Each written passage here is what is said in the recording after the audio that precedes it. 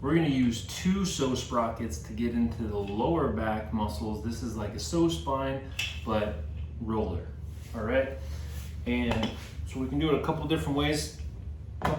Couple points is that we want to make sure it's on carpet, or we have a nice yoga mat that's not going to do anything damage to the floor. And so I just added, I took one bead out, and then I just put one bead in between the two sprockets, and just going up and down my back. And if I need to, I can always put two beads in between if I feel like I want to go a little bit wider on my back.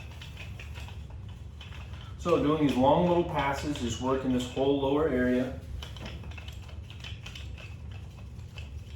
I can even go to the right and left of the spine here.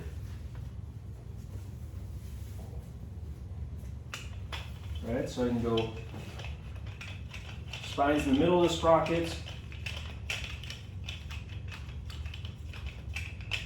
going to the right of my spine, getting into those outer muscles there,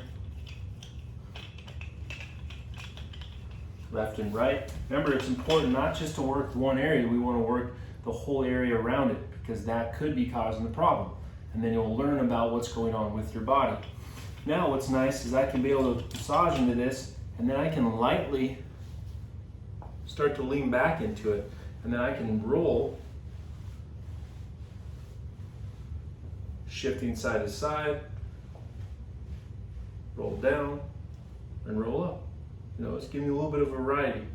Where the pso spine is great, where it's just stationary, it's flat. You have the pso back, which is great because it's got the arch in it now that can be able to really help open up. And then now you have the Pso Sprockets.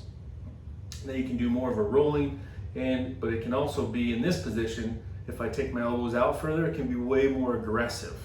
So keep that in mind. We don't want it to be too aggressive, but maybe you need it to be more aggressive. Here's one option for you. Okay, so give that a go. Long passes, lay on it here, and see how you feel.